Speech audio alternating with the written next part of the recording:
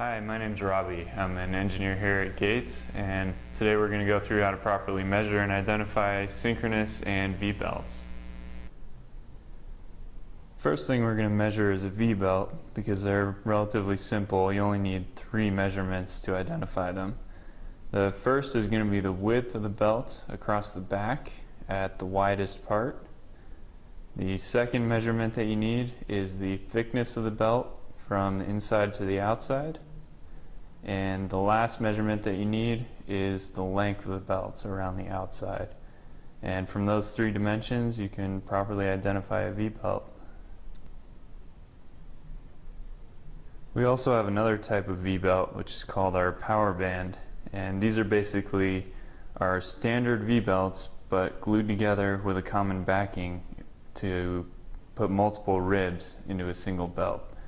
So to measure these, we basically need the same dimensions of the thickness, the width across the widest part, and the length around the outside. But in addition, we need to know the number of ribs. For example, this one has 2, and from that we can determine what belt you have. The other kind of belt that we have are synchronous belts or timing belts. And the first thing that you need to look at is the shape of the teeth. There are 2 main categories. The first one on the bottom here are timing belts, which are square or trapezoidal tooth shape, and then we have the curvilinear profiles, which are more rounded. And we have a video coming out soon on the different types of tooth profiles, but in order to identify the belt we just need to know the general shape. And the first measurement that we need is called the pitch of the belt, which is the distance from the center of one tooth to the center of the next tooth.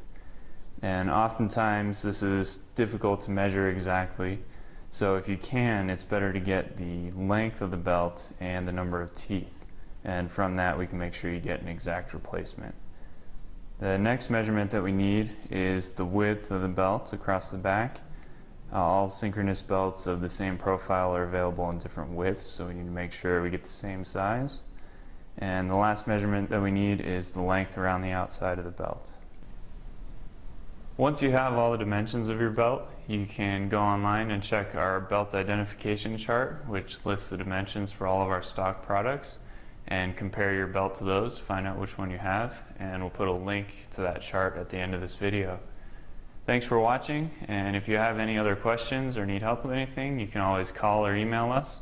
Our phone number is 303-744-5800, and our email address is ptpasupport@gates.com.